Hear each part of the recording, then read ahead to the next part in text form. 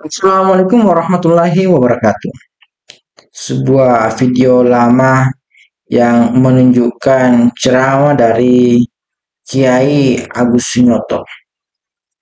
Jadi Kiai Agus Sunyoto ini merupakan salah seorang tokoh hebat Nahdlatul Ulama.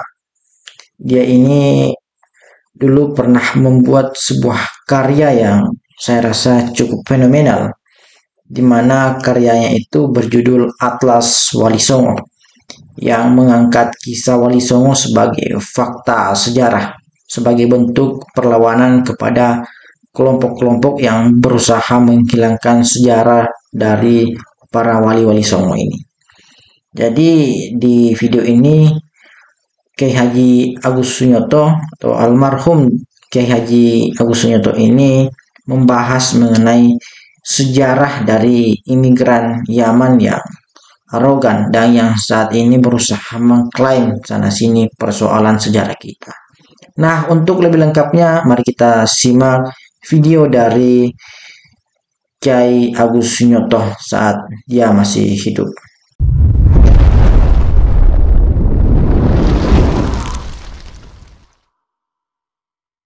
Bahwa kedatangan orang-orang Arab itu ada beberapa gelombang di sini, ya.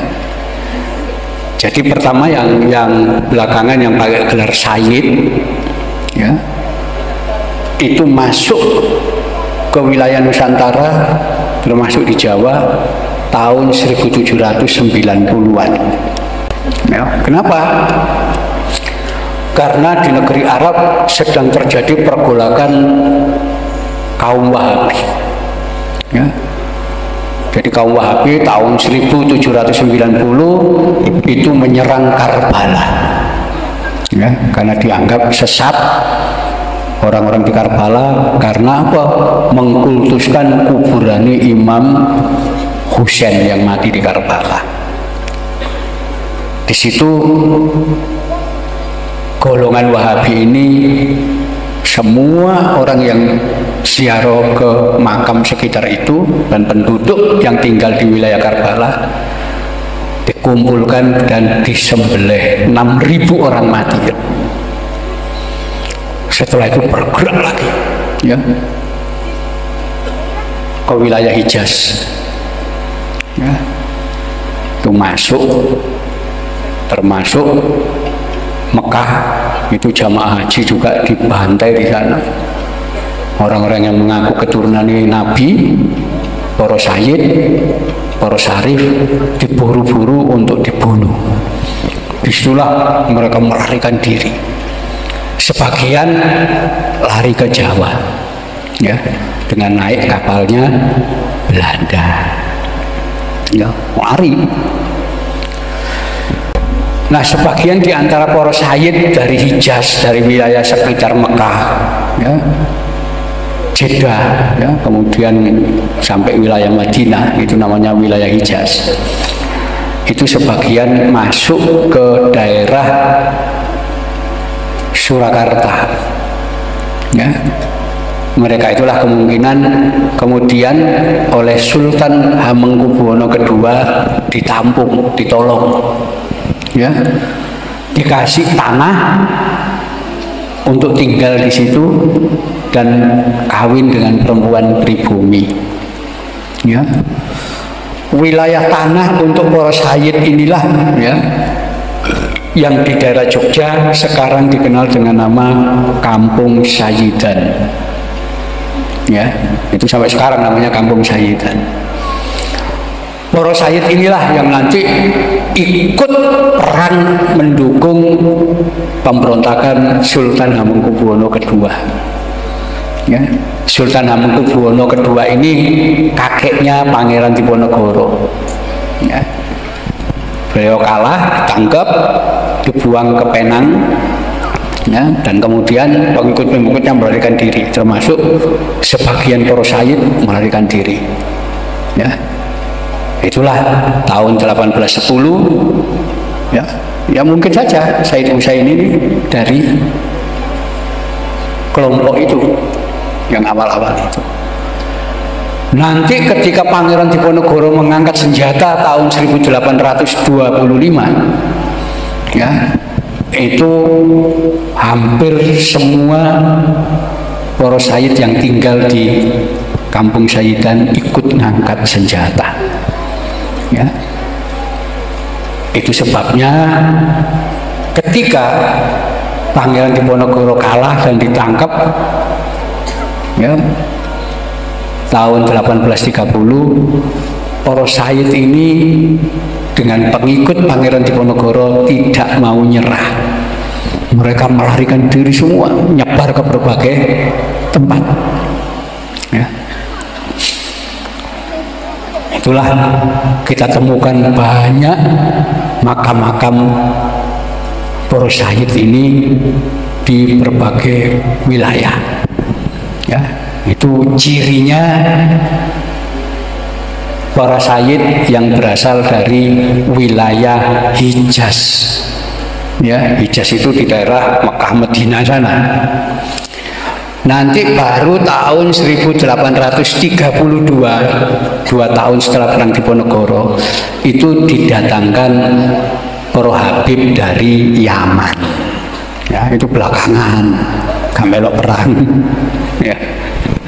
Langsung datang di sini, ya, itulah nanti diangkat oleh Belanda jadi kapten Arab macam-macam itu orang-orang yang dari Yaman, ya, jadi gelombang itu. Jadi karena Mbah Sayyid Husaini ini tidak ada nama Yamannya, berarti beliau orang Hijaz, ya. Karena kalau beliau dari Yaman pasti ada nama marga. Nggak tahu itu Alaidrus, Asegaf, ya, Al-Jufri atau siapa, itu nama wong Yaman. Ya, jadi beliau lebih jauh, berarti wong sekitar Mekah sana, bukan dari Yaman. Ya, kita temukan di wilayah Lumajang itu makam keramat. Makam situ lagi, makam Mbah Saji. Mbah Saji. Nah, ketika kita lacak ternyata makamnya Sayyid Abdul Qadir dan Sayyid Abdul Rohim, pengikuti Diponegoro yang melarikan diri ternyata. Nama itu ada semua catatan itu. Ya, jadi saya kira itu yang perlu diteliti. Tapi lagi-lagi kita perlu cek, ya, seberapa tua usia ini. Ya, bisa saja lebih tua. Ya. Tapi yang jelas beliau orang Hijaz, ya, karena nama yang terpampang di itu tidak ada nama marga. Jadi cirinya orang Hijaz itu tidak menggunakan nama marga. Kenapa? Rasulullah sudah menghapuskan nama marga mulai zaman dulu. Karena itu tidak ada yang menggunakan nama marga. Ya. Jadi sebabnya kalau orang masih punya nama marga berarti bukan wong Hijaz, bukan wong Mekah Madinah sana, pasti wong luar. Tidak tahu wong Libanon, tidak tahu wong Yaman, tidak tahu wong ini, pasti masih ada nama marganya. Nah itu, ya. Nah itu sebabnya kiai-kiai di Indonesia itu bergurunya kepada Sayyid dari Hijaz, ya. Salah satunya siapa? Sayyid Maliki Al-Hasani, itu orang Hijaz, ya, orang Mekah sana. Ya, jadi itu di situ latar belakangnya. Nah, jadi ada beberapa gelombang nanti kedatangan orang-orang Arab, termasuk Cino, ya. Cino itu yang datang di sini mulai zaman Mojopahit, zaman Singosari, itu Muslim semua, nggak ada. Ya. Nanti baru tahun 1720 VOC mendatangkan Cino Agama Konghucu, ya, itu baru belakangan zaman VOC. Ya, aslinya Cina Muslim semua. Ketika orang Indonesia masih belum Islam, Cina masih Islam dulu. Ya, jadi itu awal-awal. Ya. Nanti orang-orang Cina Konghucu itu yang disebut orang-orang Hokkien. Ya. Nanti kira-kira tahun 1864 datang lagi orang Cina HK, ya, gelombang berikutnya, yaitu wong Cina sing agamane Kristen, yaitu belakangan, ya, karena dianggap orang baru dan agamane Kristen. Orang-orang Cina Hokkien ini gak seneng, ya, orang Cina agamane Kristen. Karena itu mereka memberi sebutan orang-orang Cina HK ini dengan sebutan orang asing, wong asing atau tamu baru, ya, orang baru, wong asing. Nah, basa Hokkien, orang asing atau tamu baru, ya, tamu dari luar, itu basa Hokkien ini Sinhe. Wong Jawa gak bisa ngomong Sinhe, Sinke, ya, itu bedanya, ya. Cina sing agamane Kristen itu disebut Sinhe atau Sinke, ya. Nah, itu gelombang kedatangan orang-orang Cina di sini sama seperti Arab, gelombang-gelombang, ya. Tadi tetap aja orang-orang di Nusantara ini mulai zaman kuno, ya, penguasanya tetap pribumi, ya. Baru belakangan aja pribumi ini rotok gak kuasa, ya, kerja di mana-mana hanya sebagai TKI, ya, jadi buruh loh, ya, padahal dulu enggak, ya, penguasa di berbagai negara dunia itu biasanya wong Jawa, ya. Wong Jawa itu dalam sejarah pernah mendirikan kerajaan Angkor di Kamboja, ya, sampai sekarang rojo-rojo Kamboja itu turunan Jayawarman kedua wong Jawa, ya. Di Thailand itu juga begitu, kerajaan itu didirikan orang dari Suwarnabhumi Sumatera, kan itu dinastinya Suwarnabhumi, ya, nanti di situ. Nanti di wilayah Madagaskar di Afrika Timur itu juga ada pulau besar namanya Madagaskar, negara Madagaskar. Itu penduduknya bukan negro tapi wong kulitnya coklat, ya. Kalau bicara bahasa Madagaskar itu banyak kosakata Jawa. Dan semua wong Madagaskar ngaku kita ini keturunan Jawa, cuma tidak tahu Jawa sebelah mana. Sampai sekarang saya punya kamus kecil Madagaskar Indonesia, ternyata kosakata Jawa, Jawa kuno itu hitung-hitungan esa 2, 3, 4, 5, 6, 7, 8, 9, 10, 20, 30, 40, 50. Padahal Madagaskar Jawa ini. Ya, sampai nanti ke orang Maori di Selandia Baru, ya, itu bosan Jawanya wae, termasuk orang Hawaii, orang Fiji, itu kosakata Jawanya banyak. Jadi Jawa itu dulu nyebar kemana-mana, ya. Nah, sekarang tetap aja kebiasaan nyebar ke berbagai negara itu tetap cuma statusnya mudun. Sekarang jadi TKI. Kalau dulu penguasa, sekarang jadi TKI. Ya, jadi itu. Ya, jadi saya kira ini yang apa sedikit bisa saya sampaikan. Ya, jadi ini daerah bersejarah kuno kita kumpulkan. Ya, kenapa? Ini nanti identitas.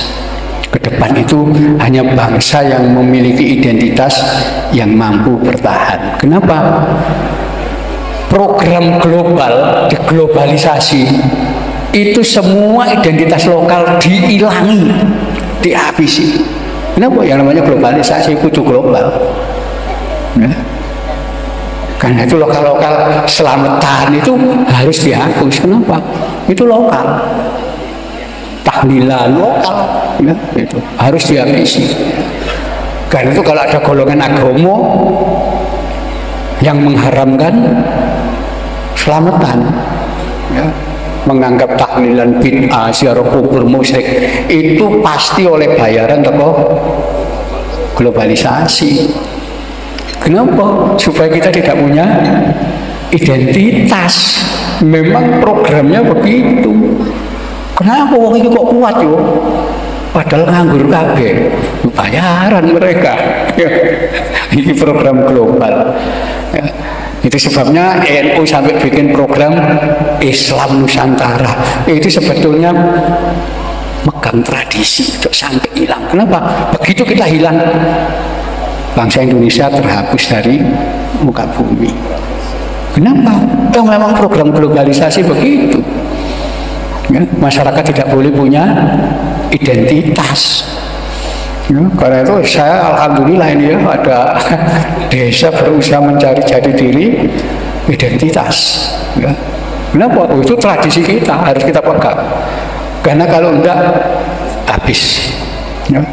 Berapa banyak bangsa di dunia yang habis karena tidak punya identitas, hilang. Ya. Contoh orang-orang aborigin di Australia, aborigin itu kasihan. Bahasa aborigin itu sudah hilang. Kabeh nggak bahasa Inggris. Ya. Sampai sekarang ada kursus bahasa aborigin sing ngajar wong Inggris kulit putih. Kan kasihan itu bangsa apa ini gitu ya. Gak punya identitas. Nah, itu program globalisasi ya begitu, kita nanti udah nganggep taklilan bid'ah selamatan itu ya, semua. Jadi di situ ya, itu identitas kita pertahankan. Saya kira ini ya yang sedikit bisa saya sampaikan. Nanti kalau ada yang memberi masukan, monggo kita ya. Sekian, mudah-mudahan membuka wacana kita tentang hakikat peringatan-peringatan seperti ini. Ya, jadi di Malang itu sekarang dihidupkan lagi tradisi sedekah bumi macam-macam. Ya sudah, itu identitas kita. Ya. Dan yang sedekah bumi itu baru muncul zaman Islam.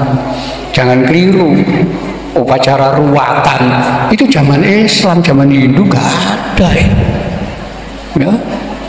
Nanti orang meninggal diperingati 3 hari, 7 hari, 40 hari, 1. Nah, itu ajaran Islam. Jangan keliru dianggap Hindu, Hindu gak ada ya.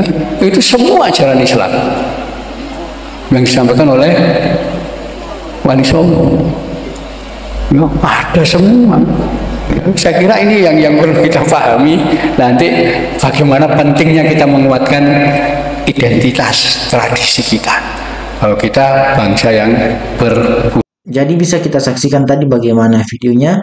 Semoga video ini bisa bermanfaat dan menambah wawasan kita. Wallahul muwaffiq ila aqwamit thoriq. Assalamualaikum warahmatullahi wabarakatuh.